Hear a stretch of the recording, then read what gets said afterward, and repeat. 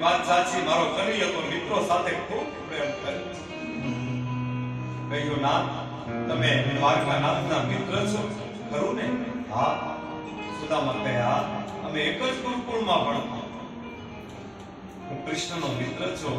ત્યારે સુશીલાએ પ્રેમથી સમજાવી કીધું કે તમને તમારા મિત્રના દર્શન કરવાની ઈચ્છા નથી થતી. સુદામા કહે, હું મારા મિત્રને મનથી મળું છું, મને મનથી મળવાનો આનંદ છે. હું ત્યાં મળવા નથી જાતો, મને શરીર મિલન કરતા મનના મિલનનો આનંદ છે. સુશીલા કહે, તમે મનથી દર્શન કરતા હશો, પણ એકવાર પ્રત્યક્ષ દર્શન કરવા તો જાઓ.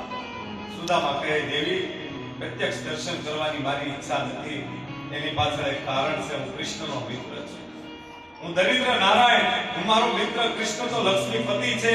જો હું તેમને મળવા જાઉં તો કહેશે કે આ બ્રાહ્મણ માગવા આવ્યો. મારો નિયમ છે દેવી, માગવું અને મરવું મારા માટે જય હો. એટલે મને જવાની ઈચ્છા નથી. ગમે તે થાય પણ પ્રભુના દ્વારે માગવા તો નહીં જાઉં. પ્રભુને જે આપવું હશે તો ઘરે આવીને આપશે. સુશીલા કહે, હું એમ નથી કહેતી તમે ત્યાં જઈને કંઈક માગો. તમે જ મને કથામાં કીધું કે પરમાત્માને હજાર આંખો બધું નિહાળશે પ્રેમથી. તમને જોતા બધું સમજી જશે, માગવાની જરૂર નથી. તમે જાઓ તો ખબર પડે. સુશીલાને એમ કે ભગવાન મારા બાળકો માટે કઈ આપે તો સારું.